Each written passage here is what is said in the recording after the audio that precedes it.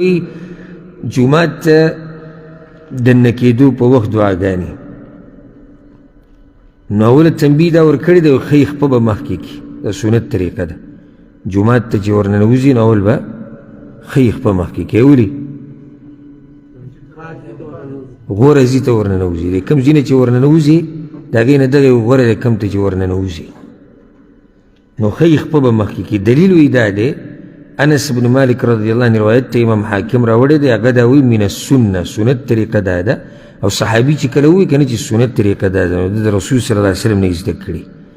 وی سنت طریقه دا ده اذا دخلت المسجد کله چې ته جومات ته ننوځي ان تبدا برجلک اليمنى چې ته به شروع د خپلې ښۍ خپې نه وکړي شروع د خپلې ښۍ خپې نه معنی چې ښۍ خپه به مخکې کړې نو بیا اولنۍ دعا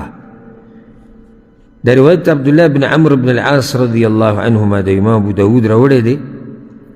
هغه د رسول صلی الله علیه وسلم په باره کې وایي انه کان اذا دخل المسجد رسول صلی الله علیه وسلم چې به کله جومات ته ورننوتو قال نو دا ذکر به یې وي اعوذ بالله العظیم زه پناه نیسم د الله په ذات پورې العظیم چې لوی دی وبوجهه الکریم او پناه نیسم د الله په مخ پورې چې عزتمند دی وسلطانه القدیم او د هغه په زوړ سلطنت او باچاهۍ پورې من الشیطان الرجیم د شر د شیطان رټلی شوي نه دا ډېر اسان ذکر دی دا خو ټولو ته یاد دي ووایه ته ووایه وسلطانه القدیم من الشیطان الرجیم دا خو اسان دی نه دی حدیث کې دا نور ذکر اوسه به یو ځای کوو نو دې کې دا دی که اعوذ بالله العظیم وبوجهه الکریم وسلطانه القدیم من الشیطان الرجیم او کومو ته چې نه دي یاد د اوسه پورې هغوی ته زه دا خبره کوم یو پیر عبدالله بن عمر رضی الله عنهما باره کې چا ووي هغه به مخکې چا ووي وی رسول صلی الله علیه وسلم دا خبره کړې ده چې څوک په مړي باندې جنازه وکړي الله ولې یو قیرات اجر ورکوي او چې بیا ورسره لاړ شي ښخېدو پورې ورسره یي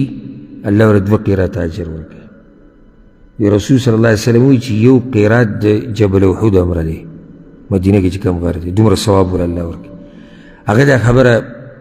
ونه منله ځکه چې هغوی په دې ماته دلیل ثبوت وښایي چې رسول صلی الله علیه وسلم دا خبره کړې لاړ په عایشه رضی الله عنها پسې د هغه ملګرو دپاره کومو ته چې دا دعاګانې نه دي یادې هغه لاړ هلته ور یې وټکو هغه اواز وکړي ام المؤمنین یو تپوس کوم وایي څه وایي چا راته داسې ووایي چې رسول صلی الله علیه وسلم دا خبره کړې هغه ورته وایي کړې ده کاڼي ورسره په لاس کې و هغه یې د ځمکې نه راواچول د خفګان او د غوسې نه وی لقد فرطنا فی قراریت کثیره دا خو زموږ نه ډېر قراریت ضایع شوي دي ما ته خو یې د اوسه پورې دې حدیث پته نه وه کوم ملګرو ته چې نه دي یاد نو زه هغوی ته وایم چې تاسو لوی اجر اوسه پورې ضایع شوی دی او اوس موقع شتي چې سړی دا دعاګانې او اذکار یاد کړي او بیا په مخه وایي